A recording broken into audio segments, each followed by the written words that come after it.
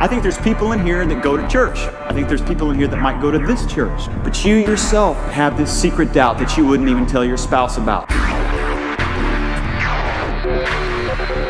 Religion. I mean, it's just fantasy, basically. I am not ridiculing religion. It ridicules itself. Instead, what I want to urge upon you is militant atheism.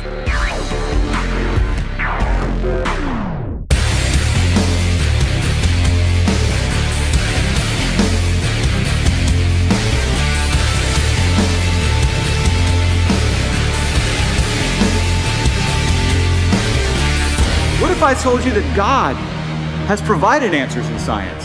If there's a defense for this high-end intellectual science, would you want to know it? Are we responsible to know it?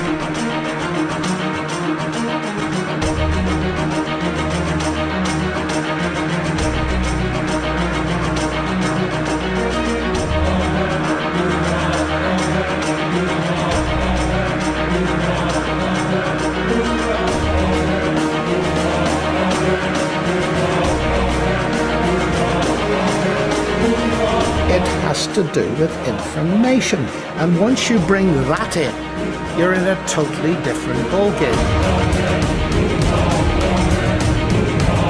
Whenever we find information, we always come to an intelligent mind. There is strong evidence for design.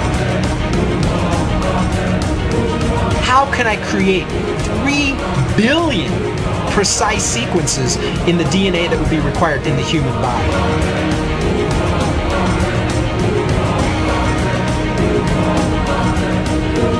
As believers, we believe that these cells and the DNA in our bodies are merely the materials, the canvas, and the paint that a master artist used to create us for his divine purpose.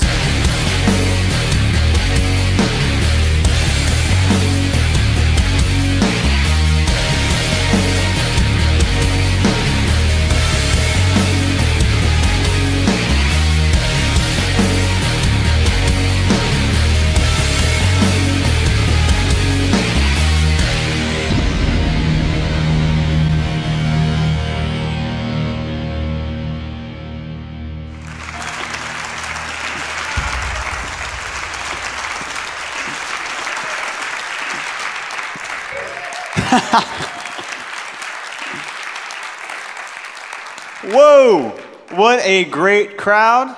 Oh my gosh, good to see all you guys tonight. I am Daryl.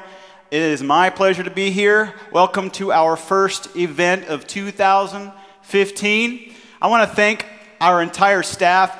To put one of these on is an amazing task. Everybody at the church, my boys upstairs kicking it, Josh and Travis, everyone involved, thank you guys so much for getting this going. No matter who you are tonight, I want to start off by saying that you are welcome here regardless of your beliefs. Make sure at the end of this that you at least wait to get some free pizza. You can't beat that. And I would love to meet and talk with every one of you. I mean, we don't have to talk about this stuff. We can talk about serious stuff like why J.J. Watt did not win MVP. Right? You may be here tonight for one of several reasons. Many of you are here tonight and you already believe in God, and you came here to have your faith built and your mind blown. You came to the right place. Many of you may be here tonight with doubts, and you are looking for answers. You came to the right place. Many of you here tonight do not believe in God. You came to the right place. Regardless of your belief coming in here tonight, I want you to know that I respect you. I am not trying to force a belief on somebody. In fact, I have found through RDOF, I've met lots of different kinds of people. I've made friends with many different kinds of people. Christians, atheists, and skeptics. And I found something very profound, and that is that many of my atheist and skeptic friends think more about God on a daily basis than many of my Christian friends. And I find that very interesting, and I think it means something. The truth is, guys, we all believe in something.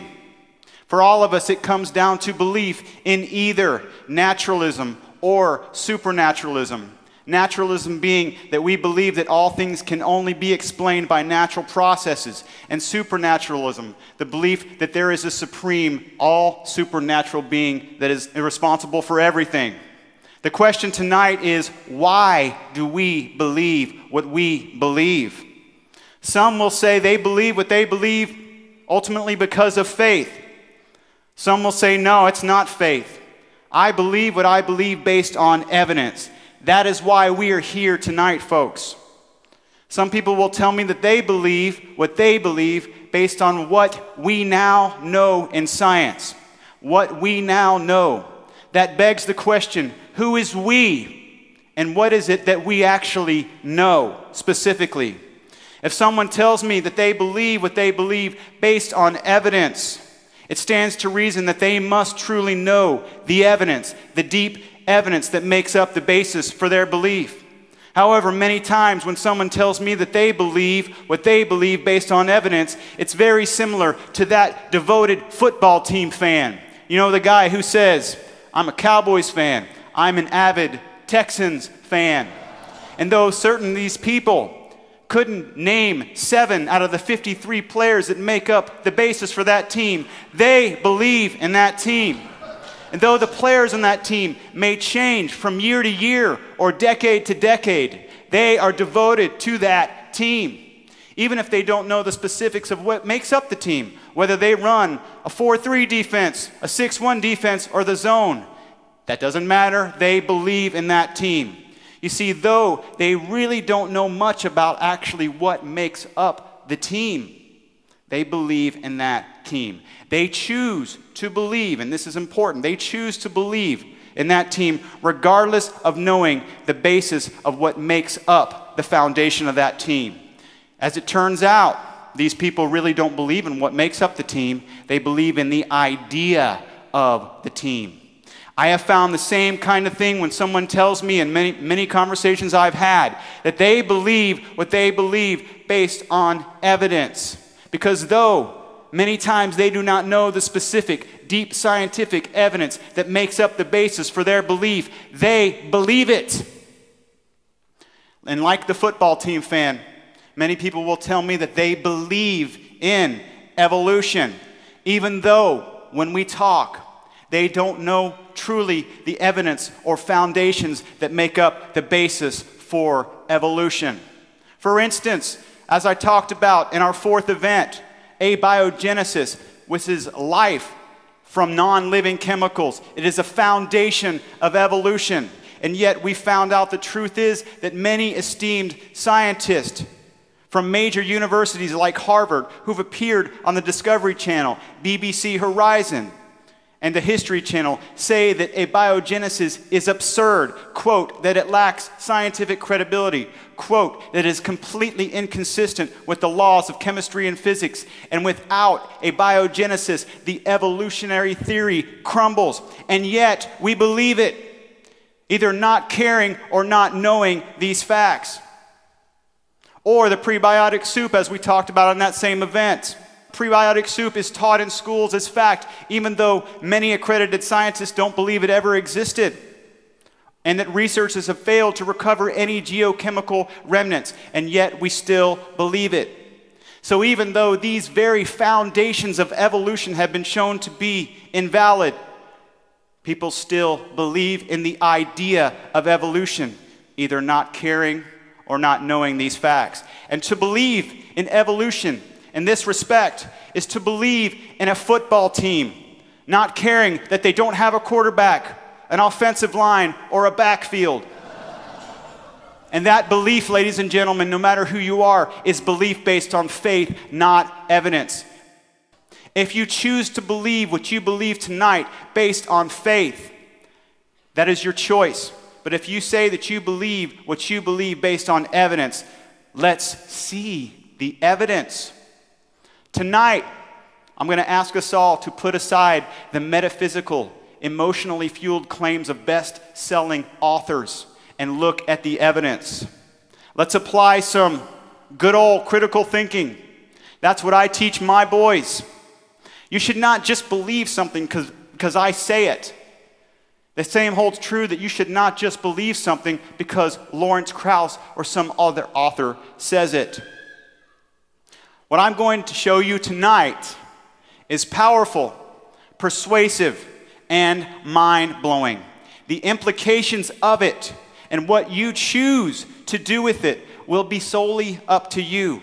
You will be left with yourself to reconcile how the implications of what I'm going to show you pertain to why you believe what you believe.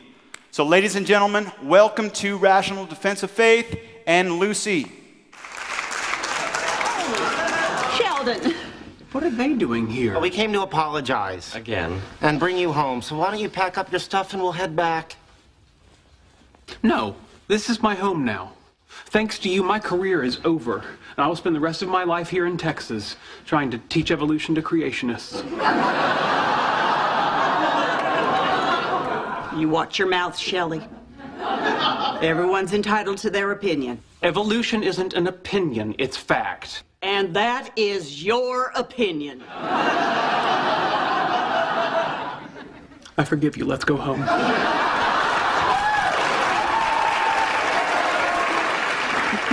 Don't tell me prayer doesn't work.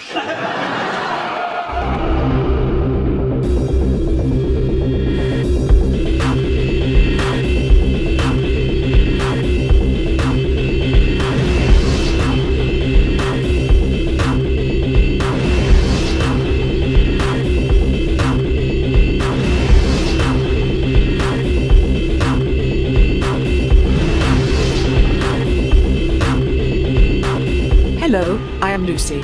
Many of you already know me. For those who don't, I am not a real person. I am actually a figment of Daryl's mind. And I am also the co-host of RDOF. Before you have any discussion about evolution, it must first be explained how life and information assembled itself from nothing but simple chemicals. It must be shown how these simple chemicals assembled themselves into consciousness, mind, memories, emotions, the immune system, self-awareness, digital information, and it must assemble itself into the thought of its own very existence. But naturalism claims that every one of these things can be explained by simple chemicals randomly coming together. And so tonight, we will explore this very question. What is the best explanation? Welcome to the Rational Defense of Faith.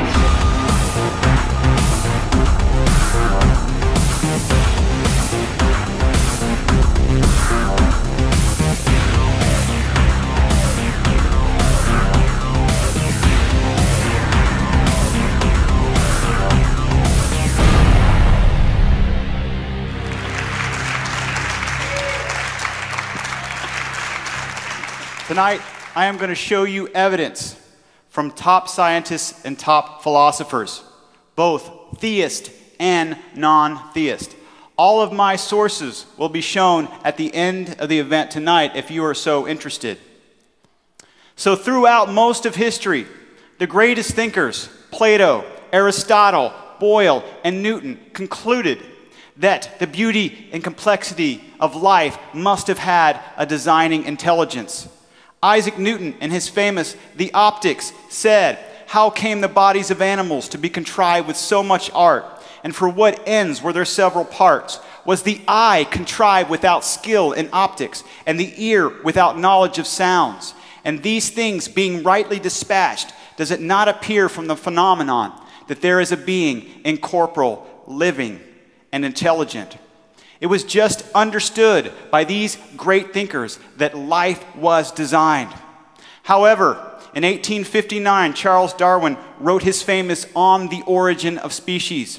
And suddenly, modern scientists claimed that they could explain this appearance of design by being merely the product of undirected natural processes. And this is what is taught in our classrooms today, presented as unequivocal evidence against a designer. However, they say, ladies and gentlemen, that the devil is in the details. What about the Creator? You see, in Darwin's day, there was no real understanding of the molecular world. A cell was considered a microscopic lump of jelly-like substance. It was just assumed to be simple and inconsequential to evolution. However, in 1953, James Watson and Francis Crick discovered something deep inside the nucleus of a cell that literally changed everything. Inside this cell, that Darwin's time they had referred to as a jelly-like substance, turned out to be the most fundamental important factor of life itself. It was called DNA. Michael Behe, a PhD of biochemistry at University of Pennsylvania, says it was once expected that the basis of life would be exceedingly simple. That expectation has been smashed. The elegance and complexity of biological systems at the molecular level have paralyzed science's attempt to explain their origins. What was considered inconsequential in Darwin's time turned out to be incomprehensible. They found in this cell a code and an information system that literally defies comprehension. Check this out.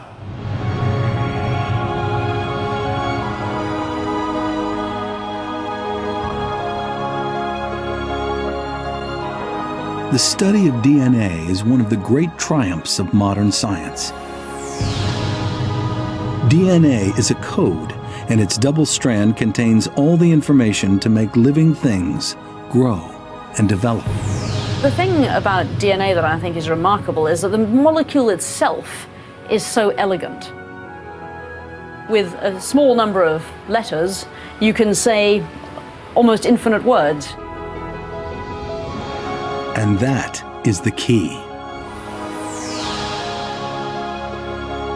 Lined along each DNA molecule are arranged special sequences of this code that form our genes. It's a gene that determines whether our eyes are blue or not. Another gives us freckles. Another gives us dimples.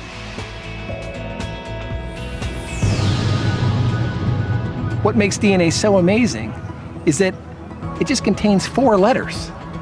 But all sorts of combinations of those 4 letters contains all the information for making all the creatures that are on the planet.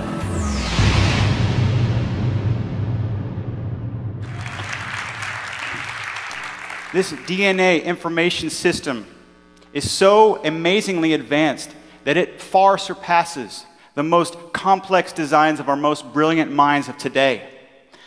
Michael Denton, a PhD of biochemistry, explains that in DNA there are artificial languages, decoding systems, memory banks, information storage and retrieval systems, elegant control systems regulating the automated assembly of parts, error correction, fail-safe proofreading devices, assembly processes involving the principle of prefabrication, and he says, a capacity not equaled in any of our most advanced machines, for it would be capable of replicating its entire structure within a matter of a few hours. You see, DNA stores its information in the form of a 4-character digital code. Richard Dawkins calls this uncannily computer-like. Now, much like binary code, which is used in your computer, which uses 2 characters, 1s and 0s, DNA uses 4 characters, written with 4 nucleotide bases: adenine, thymine, guanine, and cytosine. Werner Gitt, who is a professor of information systems, calls DNA optimal from an engineering standpoint, to which he says strengthens the argument that it was a purposeful design rather than a lucky chance. The amount of DNA information in your body is equivalent to 384 volumes of Encyclopedia Britannica. That would fill 48 feet of library shelves, and yet its actual size is only 2 millionths of a millimeter thick. Check this out. Genes make up the set of instructions that are given to you from your mother and your father. These instructions are in almost every cell of every living thing and are stored on extremely long strands of chemicals called DNA. DNA stands for deoxyribonucleic acid, and these long strands are called chromosomes. Chromosomes are made up of many genes. One gene is a specific sequence of DNA on a chromosome that provides particular cellular instruction. DNA is shaped like a ladder that's been twisted, which is called a double helix. The steps of the ladder are made of 4 main chemicals called bases: adenine, thymine, guanine, and cytosine. The particular order of A's, T's, G's, and C's is extremely important as it determines whether you are a banana, rhinoceros, or a human. It also determines whether you have brown hair, blue eyes, or green skin. The sides of the ladder are made of alternating sugar and phosphate molecules. The entire DNA sequence is called a genome, and in humans is 3.2 billion base pairs. This would take 9.5 years to read out loud without stopping. It would take someone typing at 10 words per minute for 8 hours a day, 50 years to type the entire human genome. If you unwrap your DNA from one cell, it would extend more than 6 feet long. If you unwrap all of the DNA in all of your cells, it would reach the moon 6,000 times. All 3 billion bases of your genome would take 3 gigabytes of computer storage space. Your entire DNA sequence would fill 200 New York City telephone directories. You are you because of your genes.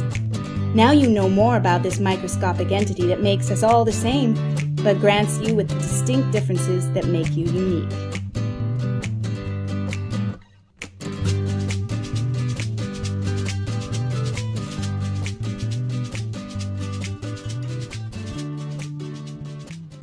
DNA code is far more efficient in data storage than the computer code that's in your computer made by the most brilliant minds of our day. This code is so efficient that a teaspoon of DNA could contain all the information needed to build all of the proteins in all of the organisms that have ever lived on Earth, and there would still be enough room left over to have all the information and all the books that have ever been written. Researchers from Harvard and Johns Hopkins University showed that 1 gram of DNA can hold 455 exabytes of information. That is equivalent to 600 billion CD-ROMs, or 455 trillion books. 4 grams of DNA can hold all of the world's data. That means every book ever written, every album ever recorded, every picture ever taken, every Facebook post, every Instagram post, everything on the entire internet into 4 grams of DNA. And you thought your flash drive was cool. What's even more unthinkable is that virtually every single cell in your body carries a complete copy of your entire genome. Now I want you to put this in perspective and imagine for a second. Steel, silicon, and fiberglass molecules suddenly arranging themselves into a blueprint, and then into instructions, and then into a circuit board, and then into a hard drive, and then into software, and then into an operating system, and then into a supercomputer.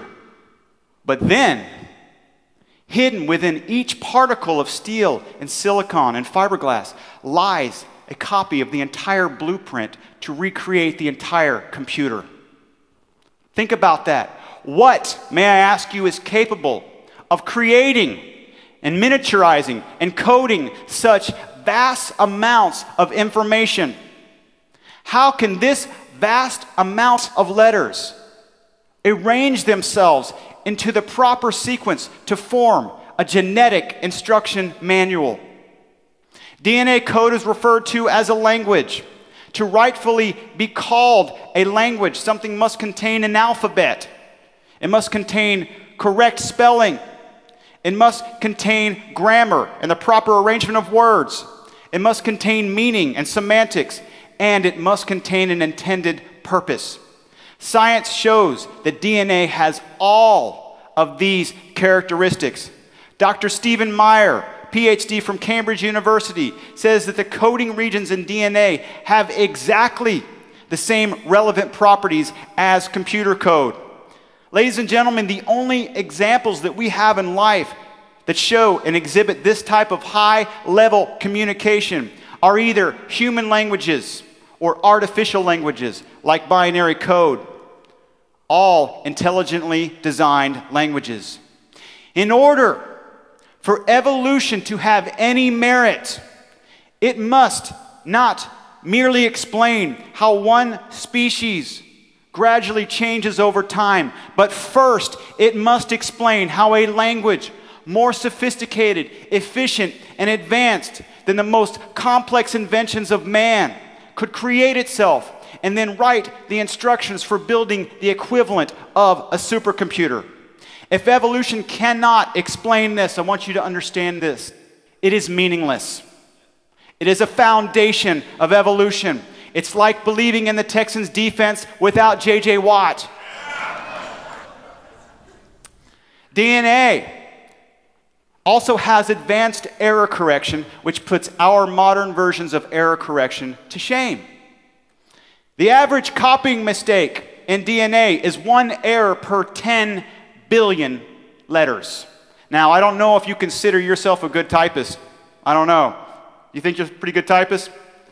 I would say that even the world's best typist could never come close to making 1 mistake in 10 billion letters. In fact, ladies and gentlemen, what if we compared the error correction in DNA to our own modern versions of error correction, like autocorrect?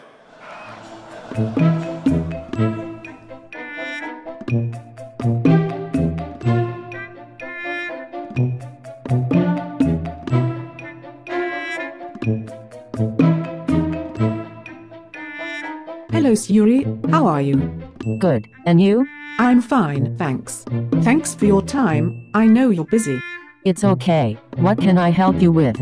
We just wanted to test your error correction ability. Sure. I'm going to type a text, and I want you to use your autocorrect on it. Okay. Here we go. I'm gonna type now. Sure.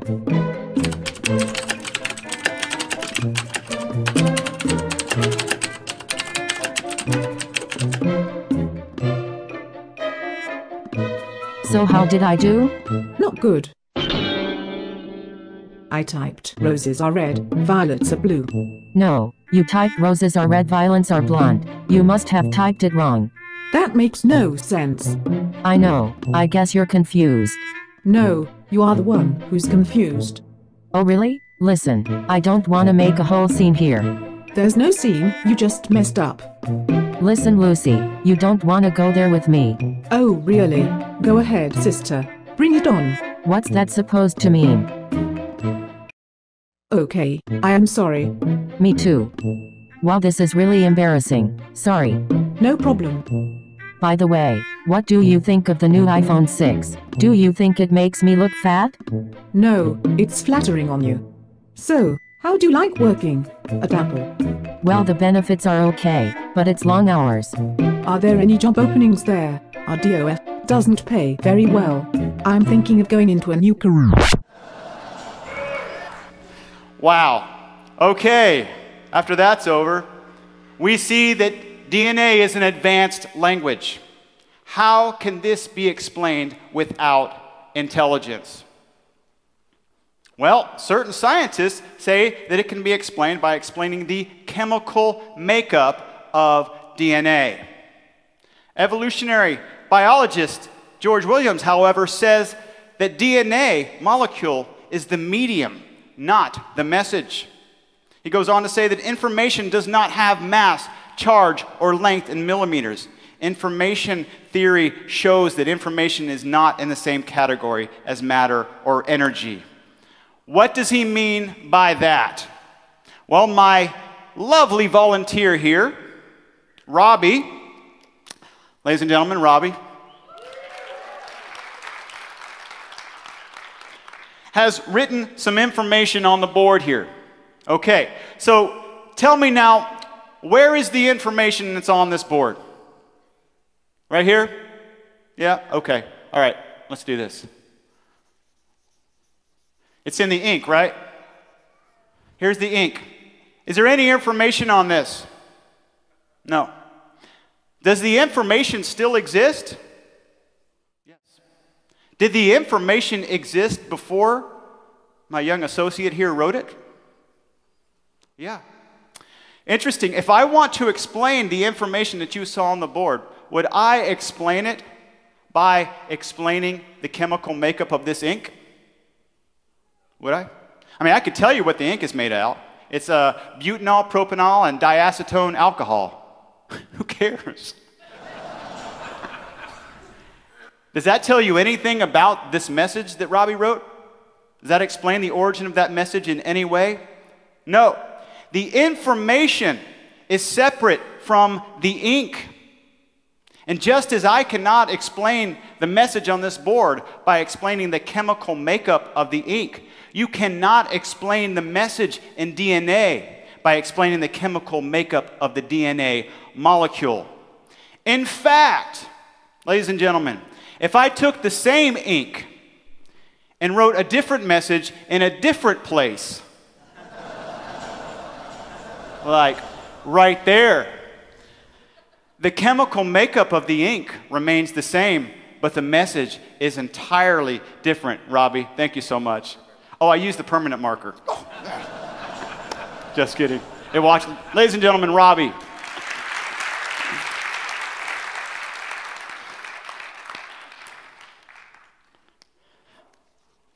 Professor Philip Johnson of the University of California, Berkeley says that the content of the message is independent of the physical makeup of the medium. This is what he's talking about. Matter can carry information, but it is not the actual information. Matter, like the ink, can carry information, like what you saw on the board, but it is separate. It is not the actual information. And this is profound, ladies and gentlemen. This is powerful, because the good professor goes on to say that this makes matter and information two separate domains. In fact, this information is not limited to only this ink. This same information can be written in other ways.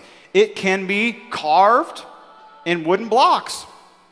It can be tattooed on a back, right? It can be spray painted on a bridge. It can be written in chalk, and it can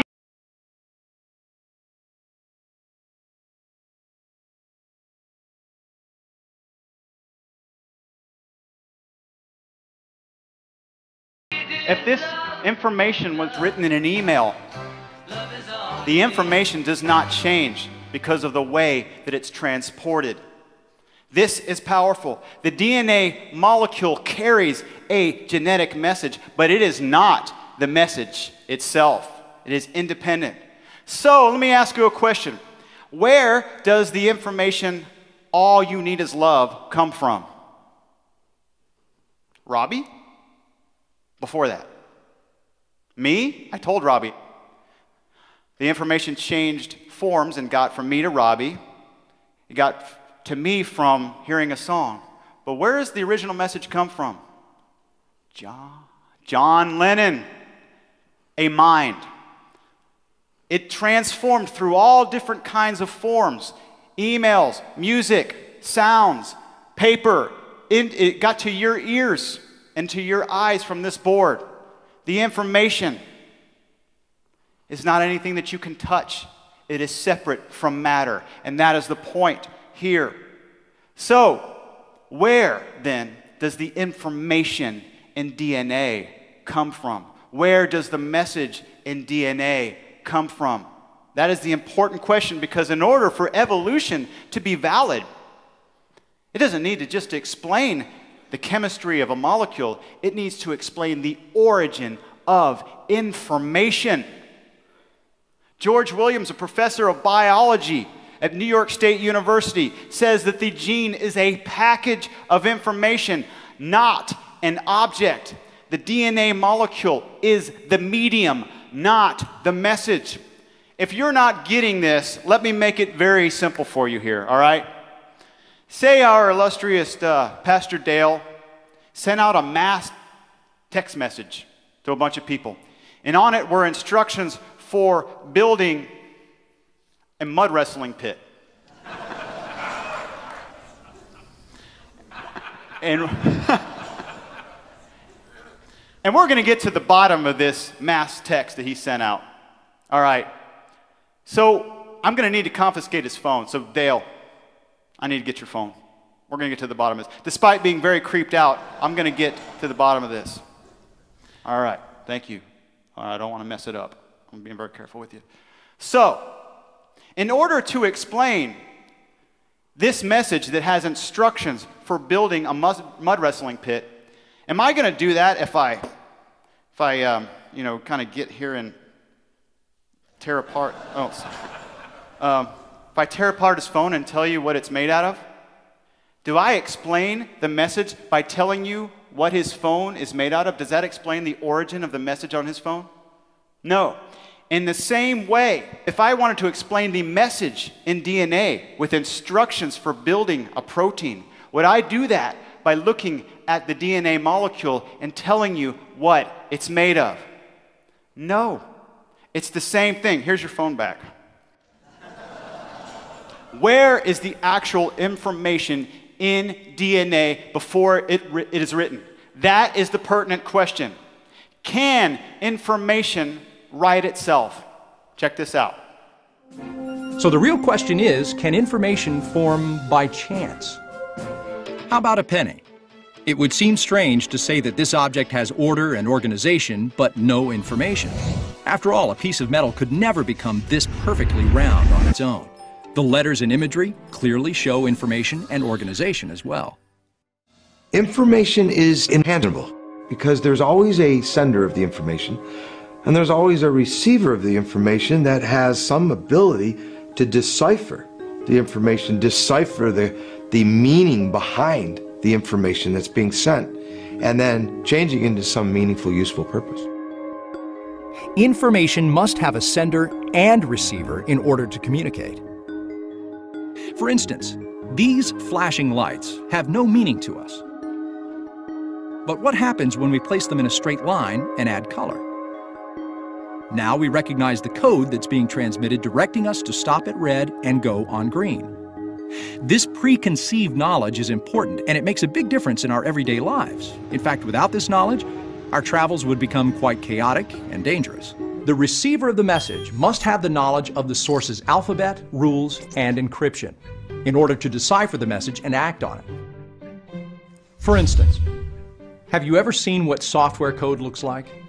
At first glance, it just looks like a bunch of random characters. However, if you know what those characters represent and you have a system to decipher the code, you can understand and create extremely powerful prescriptive programs. So information has not been really seen to write itself.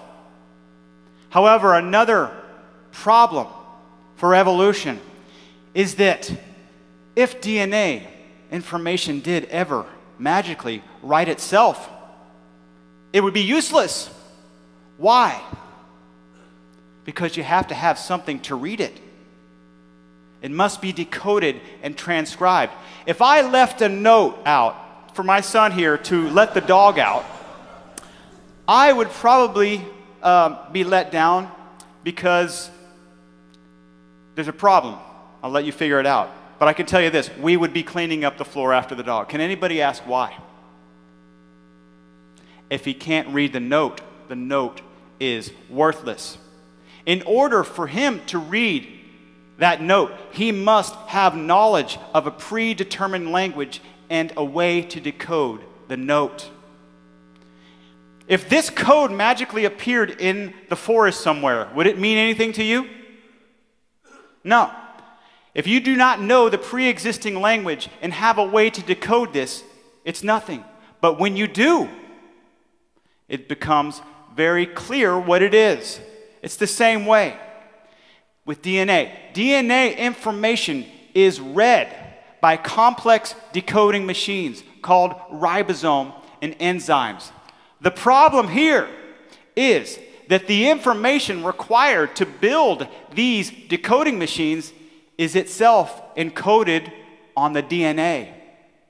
This is the ultimate chicken and the egg problem. Every code needs a decoder, but the decoders in DNA come from the DNA code. The chicken and the egg problem. So, you need information, and you also need a code or a language, and you also need a decoder, and you also need a translator, and you also need error correction, and you need a way to transfer it. Check this out.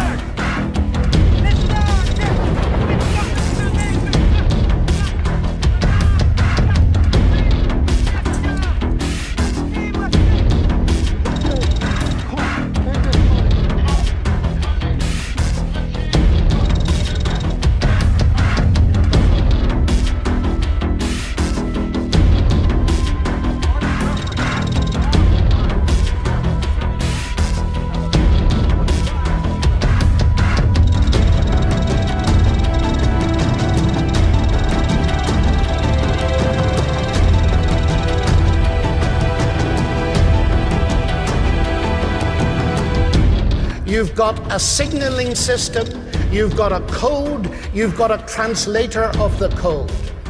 Now, in every other area where we see anything like that, the inference upward to intelligence is instant and immediate. And one of the laws of information science says that information never originates by itself in matter, never spontaneously comes about. Anytime we trace the copying of information back to its source, it always comes back to a mind. And since we have creative information in DNA, that tells me that DNA comes from intelligence. It's not something that could possibly come about through millions of years of mutations and natural selection. That just won't work. Chemistry and physics do not have the capacity to produce these things. And for me, the most compelling evidence of design is the evidence of design that you find in the digital code that's embedded in the DNA molecule, a 4-character digital code that directs the construction of all the machinery that the cell needs to stay alive. And they function just like alphabetic characters in a written language or digital characters, zeros and ones in a section of machine code. In fact, Bill Gates has said that DNA is like a software program, only much more complex than any we've ever created.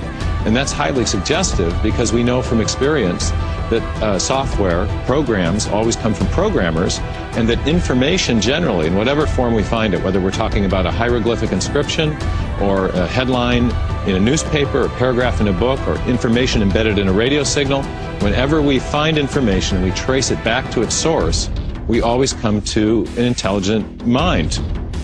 There are special proteins called enzymes that go up and down our DNA molecule, repairing the mistakes in ways that are unbelievably complex. What keeps us back? Could it be a prejudice that the solution has got to be an unguided naturalistic process? Why is there such pressure in that direction? Because, ladies and gentlemen, if life did not start by an unguided natural process, that is the end of materialism as a philosophy. And that's a very high price for some people to pay. If you look at it, whatever mechanisms are involved, the thing that it seems to me to instantly shout at you is that whatever else is involved, there is a designing intelligence behind it. You see, what we've got is a choice.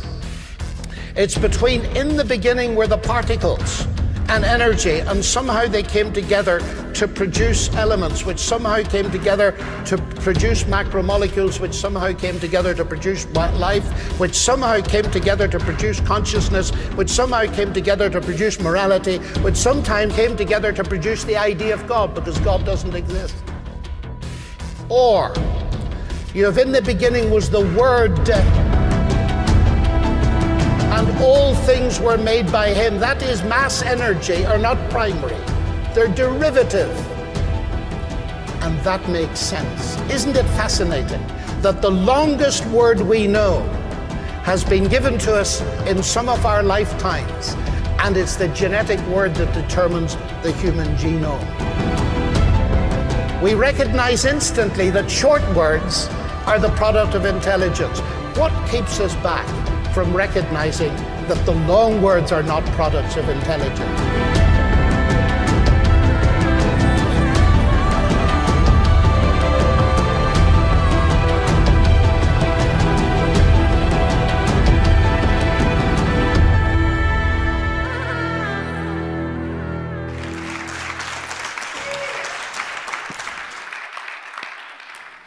And despite all the efforts of scientists all over the world for many decades, they have never produced anything close to the information systems in DNA. And if and when they ever do, what will they actually have proven? That it took the world's most brilliant minds to create something comparable to what supposedly happened by random processes? Will the product of intelligent design be used to disprove intelligent design? What will they actually have proven? And what are they proving by even attempting it? How can an information system, a language, a decoding system, an error correction be created by accident? As it turns out, evolutionists are remarkably silent on this subject.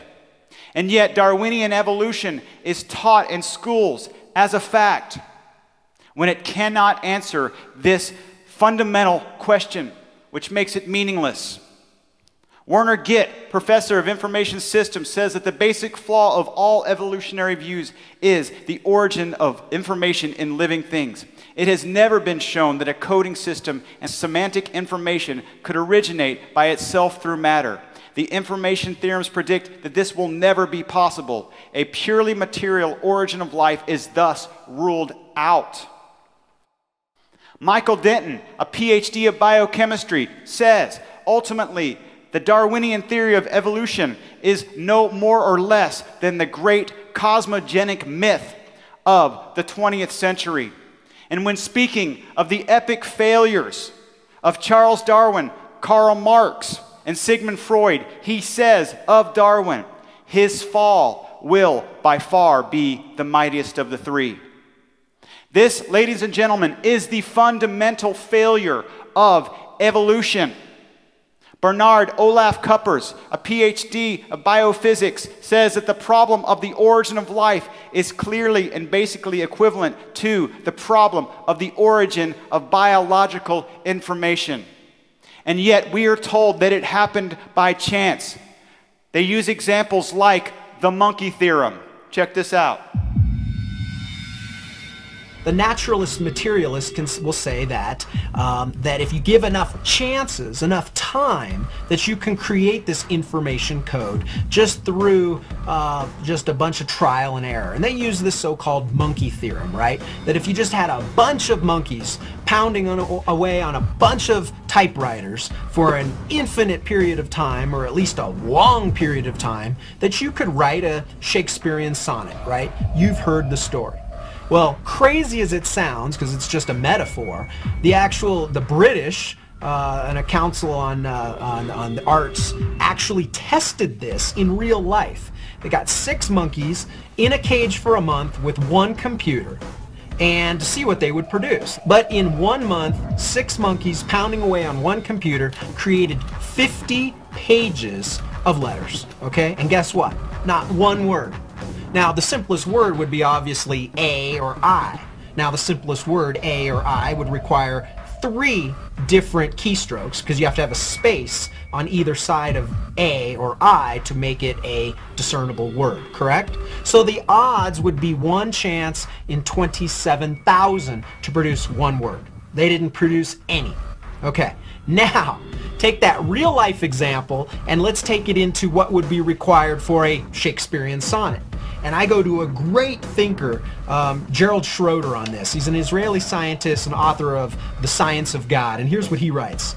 All sonnets are the same length. They're by definition 14 lines long. I picked the only one I knew, the opening line for, "Shall I compare thee to a summer's day?" I counted the number of letters. There are 488 letters in that sonnet. What's the likelihood of hammering away and getting 488 letters in the exact sequence as in "Shall I compare thee to a summer's day?" What you end up with is 10 to the 690th. Now the number of particles in the universe, not grains of sand, I'm talking about protons, electrons, and neutrons, is 10 to the 80th power. 10 to the 80th is 1 with 80 zeros after it. There's not enough particles in the universe to write down the trials. You'd be off by a factor of 10 to the 600th power. Now, why did I go through that mechanism? Well, Schroeder's argument there was a profound argument even for Anthony Flew.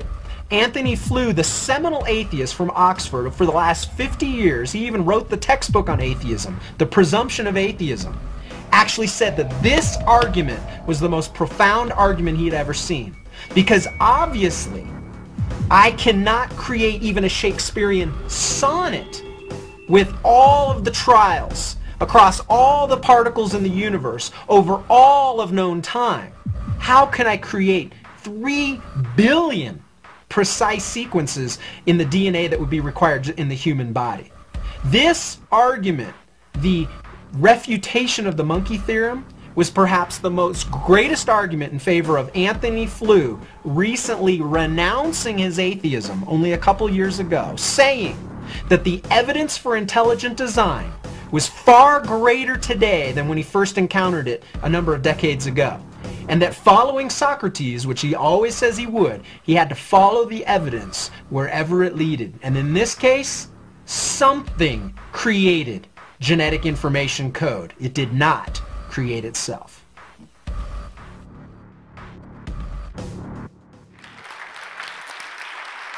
And of course, if these monkeys ever did luck out to 1 chance in 10 to the 690th power and ever did type the Shakespearean sonnet, as we showed, it would mean nothing without a pre-existing language and a way to decode it. That's how remote these possibilities are.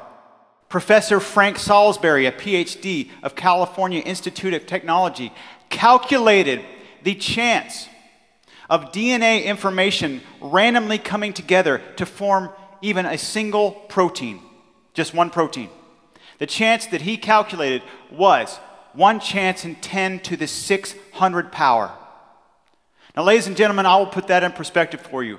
That is equivalent about to a bomb exploding in the desert and throwing trillions of tons of sand in the atmosphere. And all the particles of sand fall down perfectly into the arrangement of all the Wikipedia articles. That is what a chance like 10 to the 600 power is. It's 1 followed by 600 zeros. 1 chance in that. To accept that genetic code evolved from Darwinian evolution would be to break all of the known rules of how matter, energy, and information science actually work. All scientists almost admit to this appearance of design. And we all inherently know the difference between intelligence and randomness, like these aerial photos right here. When we look at this, we all intrinsically know the difference between some random markings and intelligent design. And this even pertains to sounds. We all inherently know the difference between random tones and a Beethoven symphony. Hello, it's me, Lucy again. What constitutes intelligence? How do we ascertain whether something that we observe originated from a mind or from a random, unguided process? We all intrinsically know when something has ceased from being erratic and disordered and has become structured and intended. There is a point when we know that something is no longer accidental but has become intentional. When we hear wind chimes blowing in the wind, where is the point when the sound changes from random tones to an intelligently ordered sequence of notes?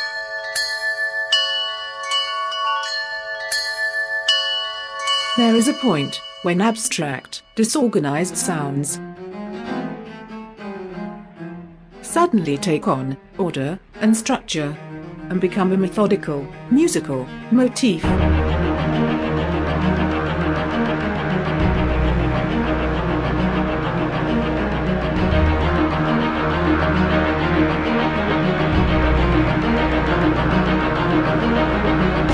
We all recognize when anarchy becomes a symphony. We all recognize when mindlessness becomes mindfulness. Consider the movie Contact with Jodie Foster. This movie is based on a real-life search for extraterrestrial intelligence. This is conducted by an organization called SETI. When scientists search for signs of intelligence, how do they distinguish between intelligence and randomness? They spend years monitoring random radio transmissions from space, looking for signs of intelligence. In this movie, suddenly they hear a sound.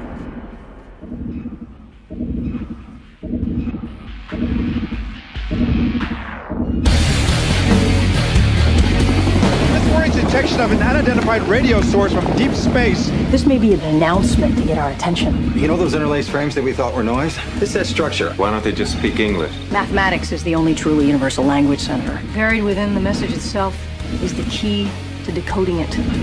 Those look like engineering schematics, almost like blueprints. It is our belief that the message contains instructions for building some kind of machine. A machine?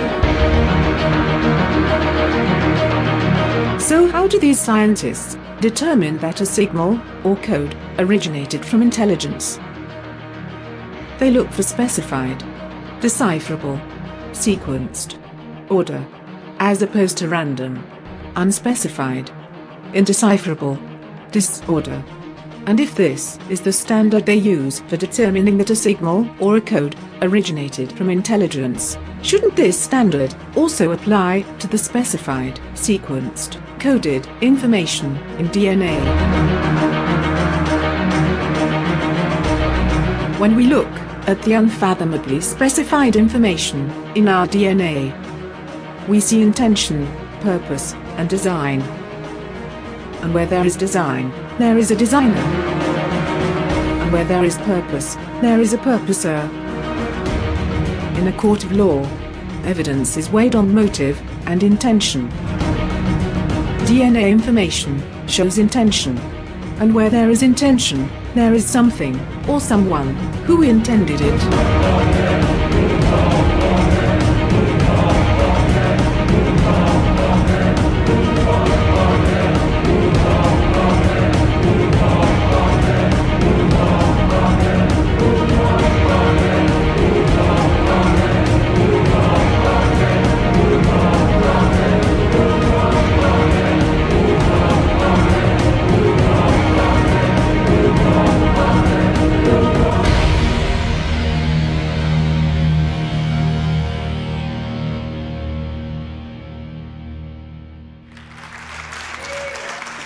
So why do certain scientists who see this appearance of design assume that it's not design?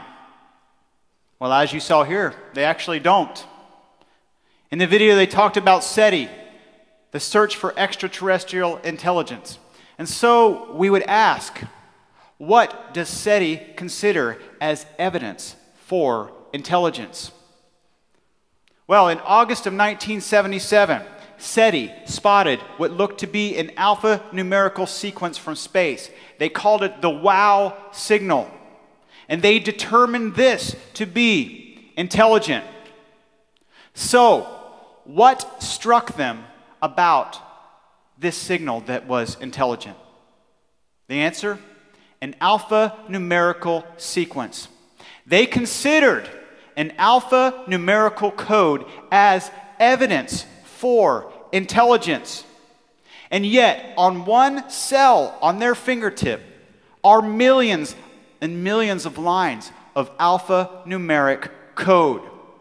So I ask, why is a sequence code considered evidence for ET, but not evidence for a designer in DNA? If SETI were to find the same kind of code that we find in DNA coming from outer space, would they consider it intelligent? Most biologists admit to the appearance of design in life. So why deny even the possibility of a designer when it flies in the face of our most basic intuition? That, ladies and gentlemen, suggests there's something else going on. We know now that in order to make new life, you have to have new, complex information. Evolution, by definition, says that this information must come about by, as Darwin said, numerous successive modification. And based on his quote, otherwise, his theory would, quote, absolutely break down. And yet, we never see this. We never see information writing itself. It defies information science and the way physics works. So is there any evidence for this information writing itself? Well, ladies and gentlemen, if anyone would know, it would be this guy.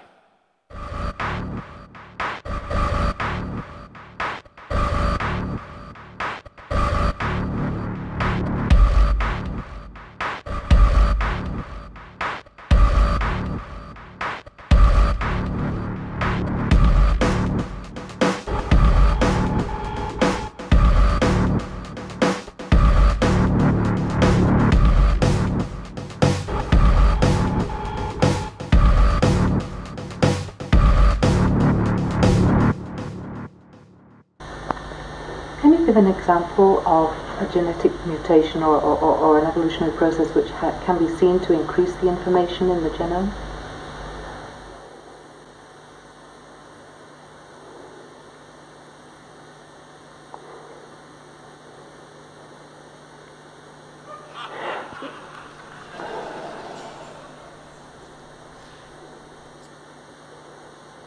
Can you just stop when I think... So I will take that as a no. And by the way, that is an authentic video. It's even on his site, if anybody here is wondering about that. When faced with this, and when asked this, many evolutionists will avoid the question of the origin of biological information, and they will leave science, and they will enter into metaphysics and philosophy and make philosophical arguments. And this is a common one. They will say that humans share almost identical DNA with chimpanzees. And they will use this as evidence against a designer. Now, first of all, there's a big problem with this right off the bat. I'm sorry. Because if you follow this logic, women are going to hate it. Based on what we know about the 2% Y chromosome in human male DNA compared to chimps, if you follow this logic right here, you'd have to say that women are 2% more chimpanzee than men. Whoa. I mean, is the guy that came up with this actually married? Wow.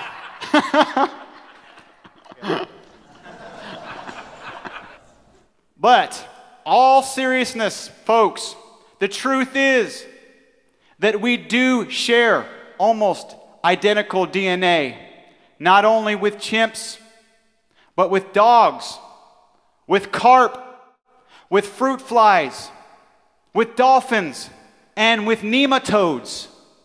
Are you shocked? Does this blow your mind? Oh my gosh. However, what we are not told when we hear this fact is that this identical DNA that we share only happens to constitute 1 to 2% of the entire genome. The other 99% is just ignored. And ladies and gentlemen, by this standard, almost all mammals share almost identical DNA. The same way that two different cell phones share almost identical DNA. In the same way that certain airplanes and certain cars share almost identical DNA. The same way that two separately written operating systems share almost the same character list. And the same way that a transformer named Bumblebee and a Camaro SS share the same DNA. Check this out.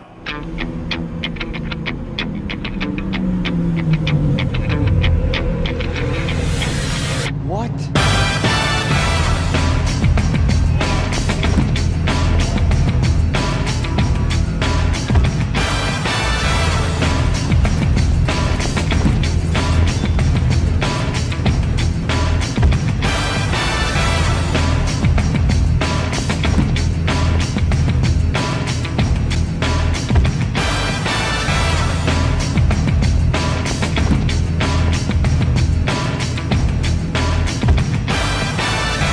Here we have Bumblebee.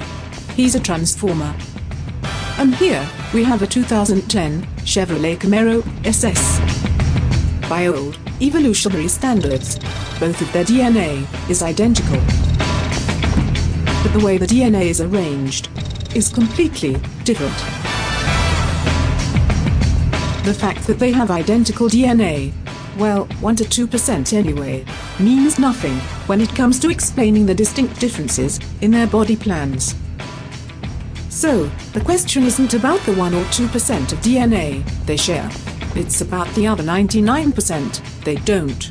And, more importantly, what arranged the DNA to make these two distinctly different machines.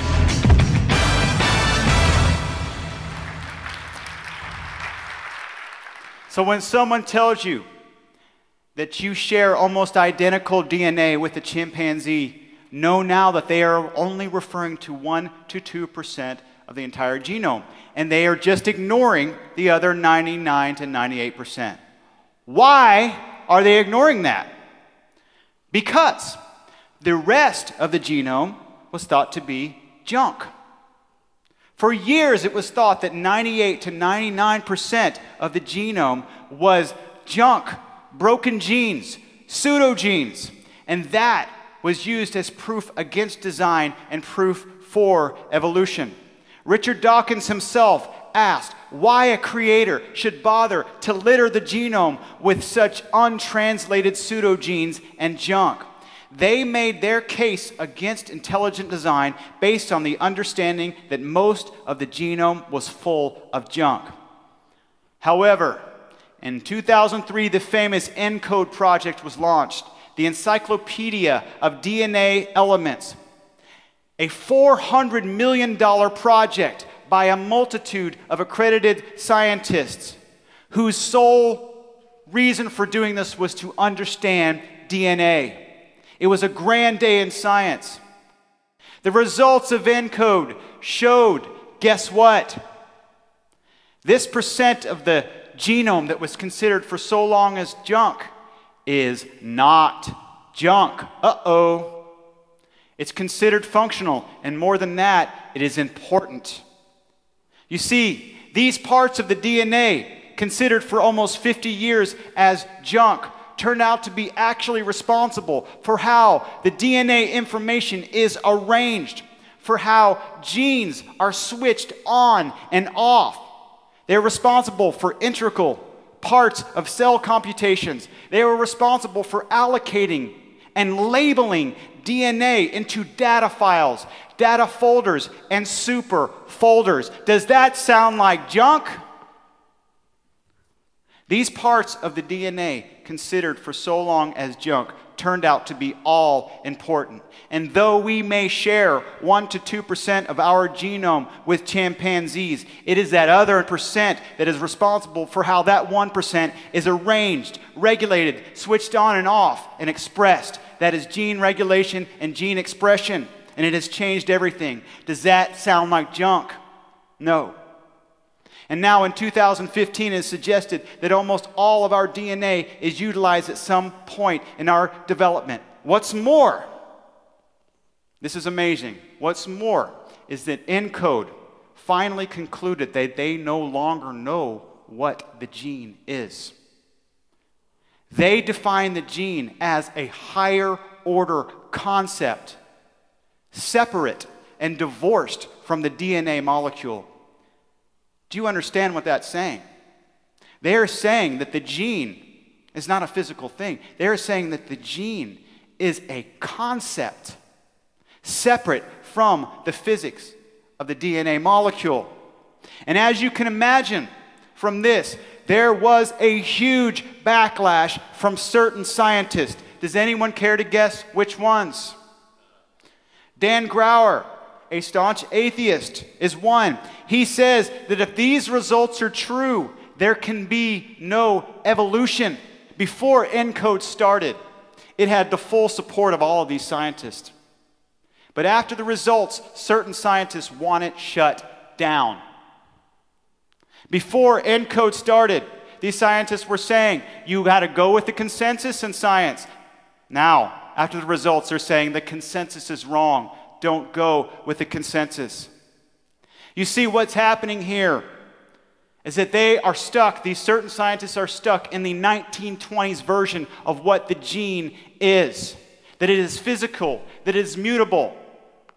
But ENCODE defines the gene now as a concept, an entity separate from matter. And guess what, folks? Concepts don't evolve into existence. They are not physical things. Concepts come from minds. And for that reason, they want it shut down. So I want to ask you this. If the findings of one of the largest, highly funded, comprehensive studies in the history of science, if it cannot be trusted, then how can we trust any of it, including the conclusions of the scientists that want it shut down? If they insist, these particular scientists insist on believing what they want despite the evidence, then they have become the very thing that they criticize religious people of being. They themselves have become religious. They themselves believe based on faith and not on evidence. Erwin Schrödinger, a Nobel Prize winning physicist, said that the gene requires formal cause, efficient cause, material cause, and final cause. He is borrowing from Aristotelian logic there, Aristotle. And we know from that that you never have these four causes together without a mind. That's it. And this destroys the very foundation of evolutionary theory. And yet, it is taught in classrooms, either not caring or not knowing that this foundation doesn't exist. Dr. Stephen Meyer, a PhD at Cambridge University, says that evolutionists are still trying to apply Darwin's 19th century thinking to a 21st century reality, and it is not working. He calls it the death knell for Darwinism and evolutionary theories. He says that the major developments right now in science are running strongly in the theistic direction. Dan Kenyon, a biology professor and a PhD in biophysics at Stanford, says that the new realm of molecular genetics is where we see the most compelling evidence of design on Earth. Polls show that 90% of Americans do not accept the full-fledged neo-Darwinian account of evolution with its denial of a purposeful creator. And what we're seeing tonight suggests that this intuition is correct. Many scientists agree to this. They agree to this overwhelming impression of design. That is why we saw last event Richard Dawkins being willing to accept intelligent design from aliens rather than God, because you cannot deny this. You cannot deny this appearance of design. And for this reason, many highly esteemed, high-credentialed scientists have signed a document called Dissent from Darwinism. This is signed by high-level PhDs from the most prestigious universities in the world who all agree that Darwinian evolution does not cut it. I've got one right here if you want to see it. This is real, folks. This is really what's going on. I'll put it right here if anybody wants to grab it. Patrick Glenn, a PhD at Harvard University, says today's concrete data points strongly in the direction of the God hypothesis. Jonathan Wells, a PhD of molecular and cellular biology, says that the only remaining question is whether Darwinism will exit gracefully or whether it will go down biting, screaming, censoring, and denouncing till the bitter end. And finally, Francis Collins, a PhD of physical chemistry at Yale and the director of the Human Genome Project, says, I quote, "The God of the Bible is also the God of the genome. He can be worshipped in the cathedral or in the laboratory. His creation is majestic, awesome, intricate, and beautiful, and it cannot be at war with itself." We see intelligence, purpose, and design in DNA information. So we ask, what specific intention do we see? We see intention to create life, intention to create consciousness, intention to create morality. Critical thinking leads us to assume that whatever intended this was all these things. Whatever intended the information in DNA must have been living, conscious, and morally aware, and that sees its creation as being purposeful and significant. Now, what you decide to do, ladies and gentlemen, with that information is up to you. Now, I want to make sure you guys know, because I can see your faces, and I'm changing this up a little bit because I can see some people looking at me, and I know what you're thinking, and I have a good idea what you believe. I want you to know that I firmly believe that you are my brothers and sisters.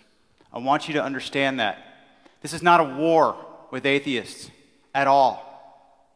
This is why I'm here tonight, because I think that you are supposed to be here. And this is from the heart. It's not on my script. If what science knows is the basis for your belief tonight, we've all heard what science knows, right? What we decide to do with that is up to us. It's going to be based on how we reconcile ourselves with the information. And you can walk out of here tonight and ignore everything I said. And I respect that. I respect your right to do that. But the facts are not going to change. Many physicists think that we've reached the end of knowledge in physics. I said at the beginning of this that there are two types of people here tonight: naturalists and supernaturalists. But as it turns out, really, honestly, if we're honest with ourselves, there's really only one type.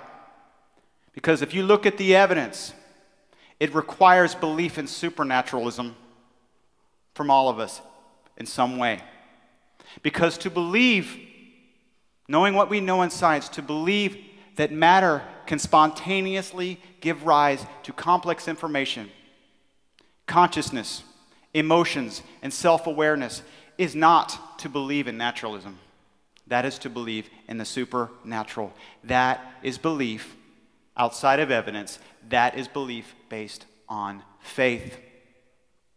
If you choose to ignore the evidence and still believe, then you have to understand that you believe based on faith, and it's no different than a religious person. The truth is that none of us really believe what we believe based merely on evidence. It is faith for all of us that dictates what we believe. So let me ask you this: from where does your faith flow? From where does your faith flow? The evidence that you have seen tonight, if you are honest, screams out for a designer. It screams it. But that is not why we accept God into our lives. If I have given that impression, that's not right. That is not why we accept God into our lives. It's not about evidence. That is not why my father, the most brilliant man I've ever known, still the most brilliant man I've ever met, that is not why he believed in God. That was a different thing altogether. The evidence that he saw in his career drove him to God, but it is not what made him believe. What made him believe in God was a pursuit from the other side. When he was diagnosed with cancer before he died, it was not scientific evidence that made him believe in his God. It was an experience. It was a relationship. It was a pursuit from the other side. It was real. And when I have seen atheists who have chosen to put their faith in God, it wasn't because of the evidence. The evidence was strong. It was powerful. But it was a pursuit from the other side. It was an experience. It was a relationship that made them believe. And this pursuit that I'm talking about, you cannot find it in a microscope or a telescope. You see, this God that we believe in did not have to give us all this evidence because he requires faith, but he did. I believe it is to get us all to the point of surrender, because the evidence causes surrender. The evidence causes surrender to the point of being able to finally open our eyes. It frees us from the prison of what is called methodological naturalism, the prison of having to believe that things can only be explained by natural processes. It frees us to hear with the existence of consciousness, emotion, self-awareness, and love speak of their origin. It frees us to not have to believe that random molecules become the love of a mother for her child. It frees us to believe that there is a principle beyond selfishness at work in the cosmos. And it frees us to believe in a creator who sees us as being purposeful and significant. And you may say, well, why does it have to be your God? Let me tell you, I can give you powerful evidence for why that is. But again, that's not going to be why you believe it tonight. It's still not going to be it. I believe it's not an accident that you're here tonight. I believe that. Maybe you're supposed to be here. Maybe in your doubt tonight, this evidence is being thrown at you. Maybe you are being pursued by the inevitability of this evidence that causes faith for all of us. My wish and prayer for everyone in here tonight is that you surrender and allow this Creator to reveal Himself to you. I want to thank all of you guys for being here tonight with me. It's been a pleasure. Thank you. Thanks. Thank you.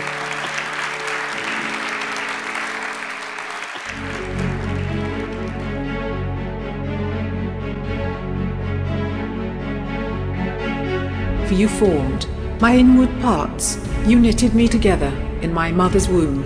I praise you, for I am fearfully and wonderfully made.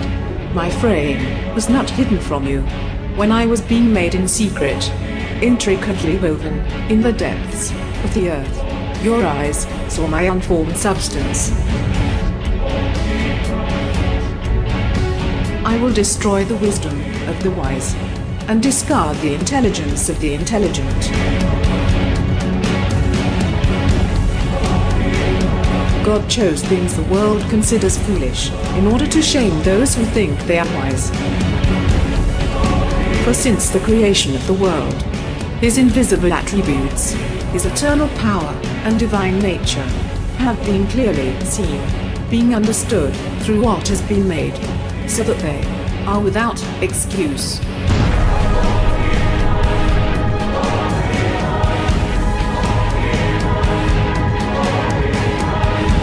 For by Him All things were created that are in heaven and that are on earth, visible and invisible,